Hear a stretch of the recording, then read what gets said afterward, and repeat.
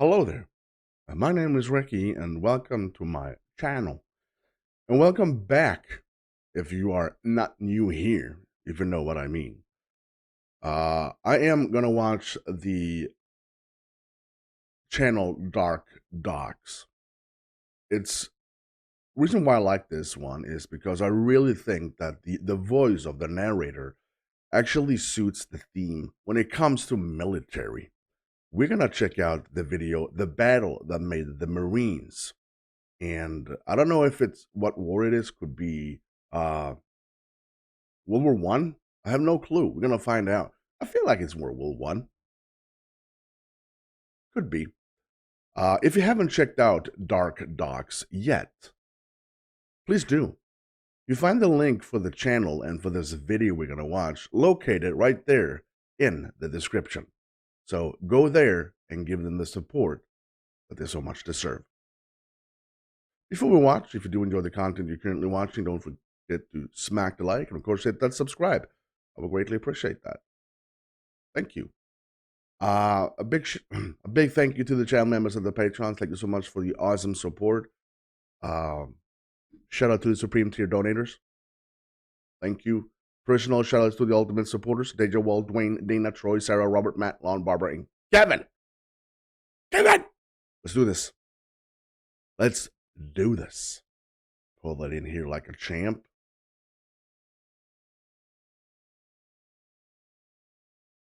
Crank it up real high. Ooh. General John J. Pershing, commander of the American Expeditionary Forces, called the Battle of Bellwood, quote, the biggest battle since Appomattox and the most considerable engagement American troops have ever had with a foreign enemy. In June of 1918, as Russia had withdrawn from World War I, Germany relocated thousands of soldiers to France and launched a massive offensive to end the war. But as the German army breached the Western Front and attempted to advance to Paris, it faced fierce resistance from Allied forces. I gotta say that we get to see pictures and videos of, from the guys doing this. It's just, for me, it's always so overwhelming to watch this. All of these guys you're currently watching here no longer exist. And I let that sink in here. That's a bunch of good dudes walking here, going to war for our safety, for our lives, for our culture, whatever you want to call it. And that's always mind-blowing to me, thinking about that. This is the guys, Second World War, of course, the same thing. I'm going to enjoy this highly. A robust contingent of thousands of American soldiers and Marines arrived to fight the weakened Germans in the Bellwood Preserve area, and the first large-scale battle fought by U.S. forces during World War I ensued. Fighting mainly in the dark, with fixed bayonets, poison gas, and hand-to-hand combat, amidst harsh wood terrains and overgrown wheat fields, the Marines engaged in savage combat that cemented their place in history as some of the fiercest of warriors. I just got the chills. If you're like me and you actually don't know a lot about the First World War and actually the involvement when it comes to the United States, please let me know. And if you are well aware of this, please let me know. Use the comment section. I would love to hear your thoughts, ideas, and your history knowledge. I am a history eater. I really love this.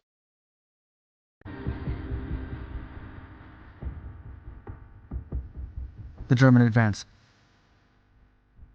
In March of 1918, the Germans launched the Ludendorff Offensive, a campaign to attack the Western Front before the United States deployed all their forces during World War I. A peace treaty with the Russians on the Eastern Front had freed up around 50 German divisions. They were now stationed in France and outnumbered the local army. The Germans achieved significant victories during the first weeks, and after the Third Battle of the Aisne in late May, they reached the north bank of the Marne River at Château-Thierry. The enemies were now 59 miles from Paris, and it became a priority to halt their progress. On May 31st, the U.S. forces supported the Senegalese tirailleurs to hold the German advance into Château-Thierry, forcing them to veer towards Vaux and Bellwood. After several fierce confrontations the next day, Château-Thierry and Vaux ultimately fell, and the Germans moved into Bellwood, a square-mile game preserve beside a large wheat field. The area suddenly became an immensely strategic point, and U.S. forces were deployed en masse to support British and French troops. The American 2nd Infantry Division was summoned along the Paris-Metz highway. The 9th Infantry Regiment covered the area between the highway and the Marne, while the 6th Marine Regiment covered their left. The 5th Marine and the 23rd Infantry Regiments were put on reserve. Army General James Harbord commanded the Marine Brigade. The Allied forces would then work together to drive the Germans out of Bellwood. First attacks. Oh my days. Oh my days. Look at On the evening of that. June 1st, the German forces pierced through the French lines to the left of the Marines' position. The American 23rd Infantry and the 5th Marine Regiments immediately marched over 10 kilometers to plug the gap in the line. By nightfall the next day, they held a 12-mile front line along the rough terrain with thick bushes. This swift action might have prevented the Germans from marching into Paris.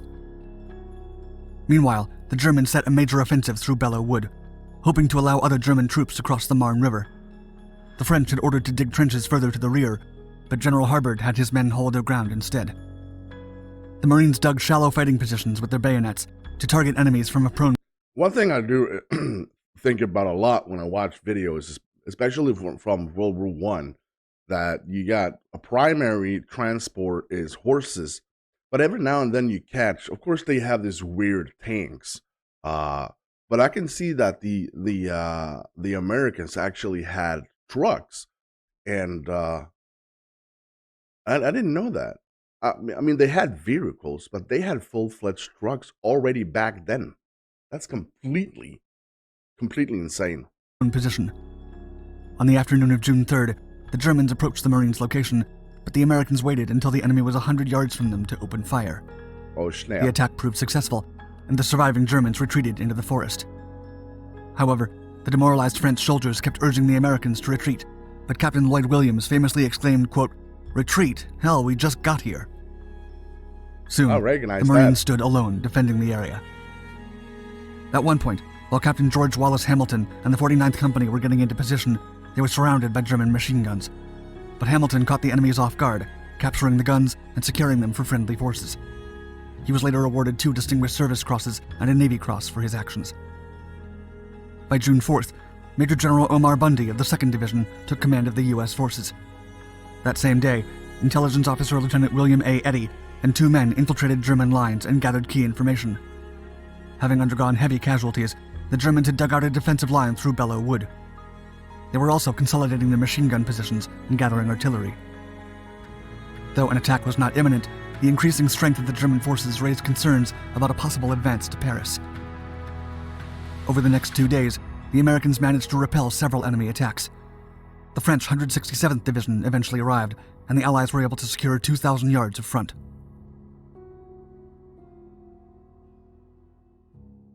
Wow. The heart of the battle. Forgotten times. Completely forgotten times. I mean, I am completely addicted to, when it comes to the Second World War. I know a lot about it, know a lot about the main battles, and of course YouTube is a really nice place if you want to learn more. And the First World War, I don't know, I need to watch a video on why the Americans actually joined the French or joined the battle, the Great War. I have no clue. They joined the Second World War mainly because Japan attacked Pearl Harbor. That was the main reason why the Americans actually joined the war. And I always think about what if the Japanese Empire never bombed Pearl Harbor? I think we would live in a different world. The Third Reich would probably be a thing if that didn't happen. Completely amazing. On June 6th at 3:45 a.m., the Allies set off an assault against the Germans before they could even launch an attack of their own. The French 167th Division attacked through the left of the Marines' line, while the 1st Battalion, 6th Marine Regiment, went for Hill 142 to prevent flanking fire towards the French. The Marines relied on their combat superiority due to their rifle marksmanship. Moreover, the open warfare doctrine of General John J. Pershing mandated fast-moving and aggressive attacks to overwhelm the Germans and push them behind enemy lines. During a German counterattack on Hill 142, Gunnery Sergeant Ernest A. Jansen was withstood 12 enemy soldiers by bayoneting 2 of them and forcing the rest to flee. Jesus! He became the first U.S. Marine to receive the Medal of Honor during World War I. Oh, that is epic. That is so epic. I want to hear that again. I don't know why, but I want to hear Gunnery that Sergeant Ernest A. Jansen withstood 12 enemy soldiers by bayoneting 2 of them and forcing the rest to flee. So he actually managed to stab 2 of them with his bayonet, and the other ones scrammed. Because of one dude.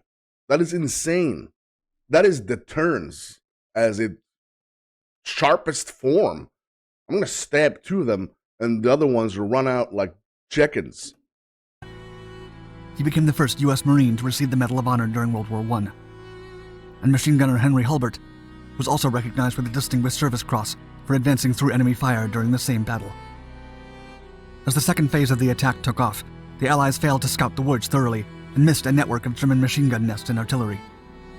While advancing in waves from the west into the forest through the open wheat field, the 3rd Division, 5th and 6th Marine Battalions stumbled upon German machine gun fire.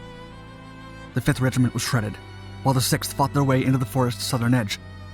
They encountered even more machine gun nests, sharpshooters, and barbed wire, and engaged in hand-to-hand combat. As the Americans were crawling and trying to survive against an implacable German force, 2-time Medal of Honor honoree First Sergeant Dan Daly flaunted his bayonet over his head and shouted the famous words, quote, "Come on, you sons of bitches. Do you want to live forever?" The Marines with him stood up and charged back. We saw this. In the meantime, we saw the the video about the first most brutal soldier of the Marines, to be honest, Mr. Daly. companies from the 2nd Battalion, 6th Marine Regiment, crossed 800 yards towards the nearby village of Boresh. Without artillery support, the companies withered at German gunfire coming from the woods. The remaining Marines made their way into the village and bravely expelled the Germans. Despite having captured Hill 142 and gaining a foothold in Bellwood, the Marines endured crippling losses that day. More than 1,000 men were injured and 222 lost their lives. It was the largest number of casualties suffered by a single American brigade in World War I up to that point. Commanding officer Major Thomas Holcomb described the feat in a letter to his wife, quote, "The regiment has carried itself with undying glory, but the price was heavy. My battalion did wonderfully. There never was such self-sacrifice, courage, and spirit shown." Taking Bellwood. With soldiers from the 2nd Regiment of Engineers and the 6th Machine Gun Battalion, the remaining Marines continued to face German forces as they attempted to take Bellwood. The ensuing confrontations proved increasingly brutal. Look at that. I gotta say this. This is incredible. I know you guys, what are you talking about, Recky? We got vehicles already, 1934, right? But for me, looking at this and realizing this is the 1918, and it doesn't look any different. Basically, if I looked at this, if someone said, look at this, what do you think about this? Oh, this is the Second World War, right? I can see this is Second World War. And I can say, no, it's the first. It's the Great War. It's the war to end all wars. And they had this. And they were pretty much shit. But back then, they made a difference. Horses, by all means. But this, a game changer. Trees were heavily splintered with shelling, and loads of deadly wooden splinters and metal shrapnel laid on the ground. The Germans resorted to mustard gas to halt the American advances. Numerous hand-to-hand clashes broke out, using knives, rifle butts, bayonets, and even trench shovels. As Marine and non-commissioned officers fell, junior officers and soldiers took their places.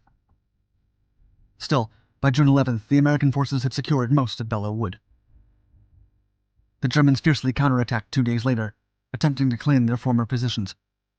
But the French army unleashed a decisive bombardment that lasted 14 hours, allowing the Marines to dislodge the enemies. The battle would continue for 2 more weeks. The Marines executed a total of 6 planned attacks to expel the Germans. Finally, on June 26th, a final confrontation in the forests cleared Bellwood of all enemy forces. Major Shearer submitted a report later that day that read, quote, "Woods now U.S. Marine Corps entirely." Aftermath. The French government renamed the forest Bois de la Brigade de la Marine in honor of the honorable sacrifice from the Marines during that fateful month. Wow. The thing is, I'm not even American, and this just goes directly to my heart. Freaking brave men. I wonder if they still have the same forest and they actually have the same name. I gotta Google that. If you want to help me out with that, does the Bellevue forest still have the name Bellevue, or is it actually changed to the Division of Marine? I gotta find out. And members of the 4th Marine Brigade were awarded the French Croix de Guerre. The battle was an essential step towards the defeat of Germany, but it also proved incredibly brutal. Yeah. Out of 9,500 American soldiers, about 1,000 were killed in action, and 4,000 were either wounded, gassed, or missing. The 2nd Battalion alone endured 764 casualties out of 900 men. Historian George B. Clark later wrote, quote, "For all intents and purposes, the old warriors of the U.S. Marine Corps were virtually wiped out." Despite its grim outcome, the Battle of Bellwood recognized the bravery of the Marines and changed the Marine Corps' lore forever, earning their elite fighter reputation and receiving the Devil Dogs moniker by their German counterparts. A German private later testified, quote, "We have Americans opposite us who are terribly reckless fellows."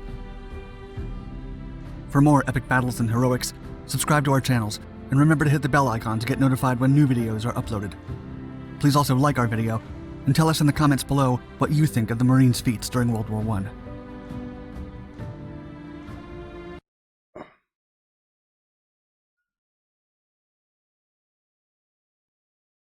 I gotta say, this gets me every time. I mean, first of all, I want to give a big shout out to this amazing channel, Dark Docs. If you want to check it out, link for the channel and the video we just watched is, of course, available in the description. Go there and give them the support that they so much freaking deserve.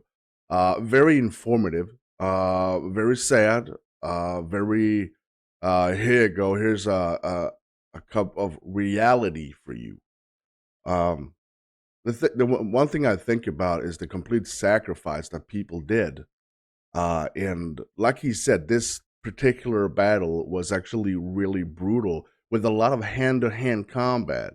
And you don't want to think about that for a bit. You're talking about hand to hand. They got bayonets, they got knives, and don't worry, you got the trench shovel if you want to batch some skulls in. And believe me, they did. I read, and it's freaking me out. Just splam right in the freaking neck of it. And I remember I read somewhere that they used to sharpen the tip of the shovel to make it really, really sharp. And that is just messed up. Think about it. War. Not fun, but sometimes necessary. If you did enjoy this, don't forget to smack the like, of course, hit that subscribe. I would greatly appreciate that. Until next time, I'm Recky. You stay safe.